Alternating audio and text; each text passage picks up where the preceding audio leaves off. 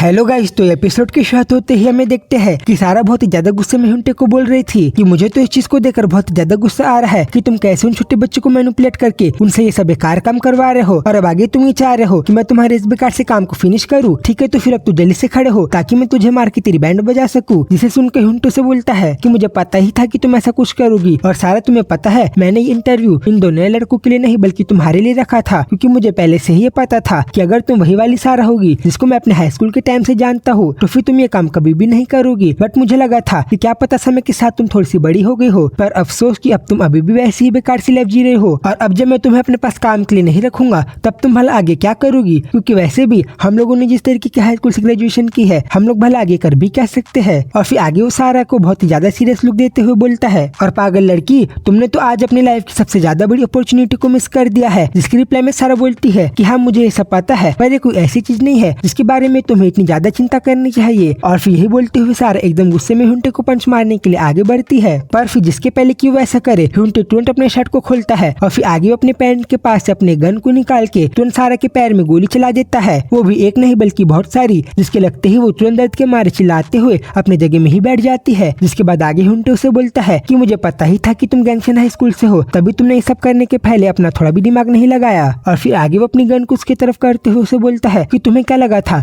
कि मैं यहाँ पर तुम्हारा टेस्ट लेने के लिए बिना कोई प्रिपरेशन करे ही आ जाऊंगा। पर तभी सारा उसे पूछती है कि क्या ये रियल वाली गन है और भला तुम्हें ये चीज मिली कहाँ से, जिसपे हुंटे बोलता है कि ऑफ कोर्स ये रियल वाली गन नहीं है बल्कि एक एयरसॉफ्ट गन है, बट मैंने इस गन के बुलेट को एक दूसरे हार्ड मेटल की बुलेट से बदल दिया था ताकि भले ही एक रियल गन ना हो, पर अगर मैं इससे किसी को पास से मारूं तो उसे उतना ही दर्द हो जैसा कि उसे कोई रियल वाली गन की गोलियों से हो। इसलिए अब ये गन की गोली इजिली हमारे स्किन में घुस जाती है और अगर मैं इस गन के यूज करके किसी को पास से मारूं तो वो इंसान मर भी सकता है। और फिर यही बोलते हुए वो सारा को उस गन से बहुत ही ज्यादा जोर से पैर में मारने लगता है, जिसके बाद सारा को इतनी सारी गोलियां एक साथ पैरों में लगने लग जाती है कि उसके पैरों से बहुत ही ज्यादा खून निकलने लग जाता है, जिसके कारण वो दर्द के मारे चिल्लाने भी लगती है। तभी हुंटे सारा को बोलता है कि कहीं तुम्हारा दम तो नहीं निकल गया। और फिर आगे वो अपने आदमियों को बोलता है कि गाइज मैंने इसे जख्मी कर दिया है, इसलिए अब आगे का काम तुम लोग जल्दी से फिनिश करो। जिसके बाद अगले ही सेकंड एक लड़का तुरंत सारा के पीछे से आकर उसका गला ही दबाने लग जाता है, पर तभी सारा तुरंत उसे पीछे से कोनी मारती है, जिसके कारण उस लड़के का पूरा बैलेंस बिगड़ जाता है, जिसको देखकर सारा को ऐसा लगा था कि अब वो बच गई है। और फिर अचानक उसके सामने से बहुत सारे लड़के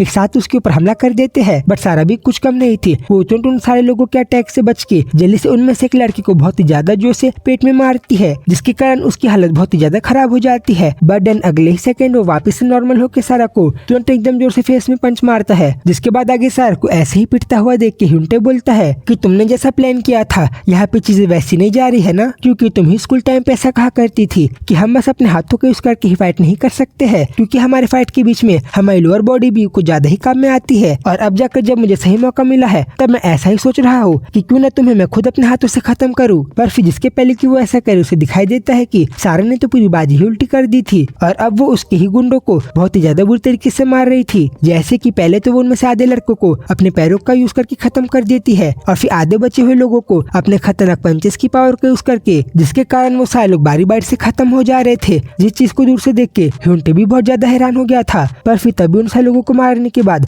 सारा खुद थकने के कारण अपने घुटनों में आ जाती है, जिसके बाद हुंटे उसे ऐसा देखकर बोलता है कि सारा, मैंने तुमसे इतनी अच्छी परफॉर्मेंस तो एक्सपेक्ट की ही थी और भले ही तुम्हारे पूरे पैर खून से लिपटे हो, पर तुमने फिर भी कैसे न कैसे करके मेरे आधे आदमियों को खत्म कर दिया। और मैं जितना इस चीज के बारे में सोच रहा हूँ मुझे उतना ही रियलाइज हो रहा है कि तुम कितनी ज्यादा ताकतवर हो, जिसके कारण तुम कोई भी मेजर गैंग का पार्ट बने बिना इस पूरे एरिया को एकदम अच्छे से डोमिनेट कर सकती हो। पर मैं भला क्या ही कर सकता हूँ, क्योंकि तुम्हारी पर्सनैलिटी तो बहुत ही ज्यादा खराब है और भला तुम अपनी इस पर्सनैलिटी के साथ आगे अपने लाइफ में क्या ही अचीव कर सकती हो। और वैसे भी तुम्हारी तो डेस्टिनी ही यही है कि तुम बस एक नौकर की तरह जी के मर जाओ, यू वर्थलेस बिच। फिर तभी इसकी रिप्लाई में सारा उसे बोलती है कि हाँ तुम सही कह रहे हो, और मैंने तो पहले एक मानवा में भी ऐसा पढ़ा था कि हमारी पर्सनैलिटी ही हमारी डेस्टिनी भी डिसाइड करती है। और अगर मैंने बस अपनी आंखों को बंद करके तुम्हारे सारे ऑर्डर्स को फॉलो कर लिया होता तो फिर आगे सब कुछ सही तरीके से चलता। पर मैं भी क्या करूँ, मेरी जिस तरीके की पर्सनैलिटी है मैं कितना भी ज्यादा कोशिश कर लूँ पर मैं अपने मिशन में अड़े ही रहूंगी। पर इन सारी चीजों से एक बात अच्छे से क्लियर हो जाती है कि मेरे अंदर तुझ जैसे डरपोक से तो कुछ ज्यादा ही डिग्निटी है। तभी डरपोक सुन के तो हुंटे बहुत ही ज्यादा हैरान हो जाता है कि भला सारा उसे ऐसा क्यों बोल रही है। जिसके बाद आगे सारा हुंटे के साथियों को बोलती है कि गाइस, क्या तुम्हें पता है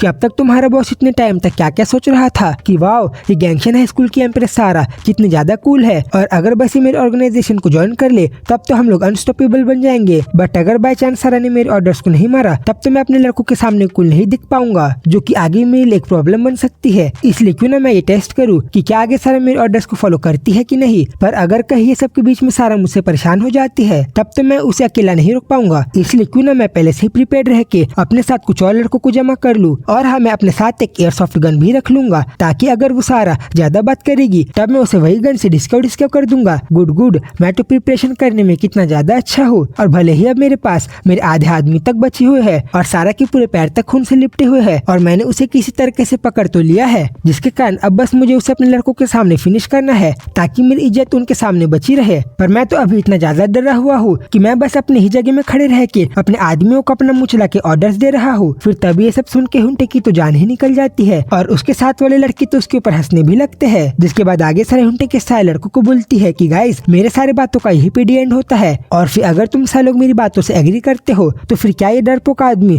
अभी भी तुम लोगों का रोल मॉडल है। पर फिर जिसके पहले कि लोग इस बात का रिप्लाई दे, हुंटे उल्टा सारा को बोलता है कि ये पागल लड़की, मैंने तो पहले से ही प्लान करके रखा था कि आज मैं इस फाइट को यही इसी वक्त खत्म कर दूंगा। पर इसे क्या लगता है कि मैं बस इसके पास इसलिए नहीं आया क्योंकि मैं इसे डरा हुआ था। और फिर यही बोलते हुए वो सारा को एकदम जोर से पेट में लात मार देता है। बर्डन अगले ही सेकंड ये देख के खुद एकदम हैरान हो जाता है कि सारा ने तो उल्टा उसकी अटैक को ब्लॉक कर दिया था। जिसके बाद आगे सारा फिर से बोलती है कि तुम सारे लोग फिर से ये देखो कि तुम लोगों का बॉस इतना ज्यादा बड़ा वाला आइडियट है कि ये तो बस मेरे थोड़े से ही भड़काने से मेरे जाल में ही फंस गया। और फिर आगे वो हुंटे के पैरों को इतना ज्यादा जोर से मरोड़ती है कि पहले तो वो एकदम जोर से जमीन में नीचे गिर जाता है, और फिर आगे दर्द के मारे बहुत ज्यादा जोर से चिल्लाने लगता है। तभी सारा बाकी लोगों को बोलती है कि क्या अब तुम्हें समझ में आया कि गैंगस्टर बनना कोई ज्यादा बड़ी और बहादुरी की बात नहीं है, और अब यहाँ से आगे मैं तुम्हें ये दिखाऊंगी कि आखिरी में एक गैंगस्टर की किस्मत उसे कहाँ लेकर जाती है। पर फिर तभी अचानक से हुंट अपने बचे हुए सारे आदमियों को ऑर्डर देता है कि इडियट, तुम लोग भला खड़े खड़े क्या कर रहे हो, अब चलो जल्दी से आगे उस बदमाश लड़की को सबक सिखाओ, क्योंकि अभी वो पागल लड़की पूरी तरीके से थकी हुई है, इसलिए अब तो तुम्हें उसे डरने की भी कोई जरूरत नहीं है। इसलिए अब चलो जल्दी से आगे उस पागल लड़की को ठिकाने लगाओ। और फिर जब वो उन्हें ये सब ऑर्डर दे रहा था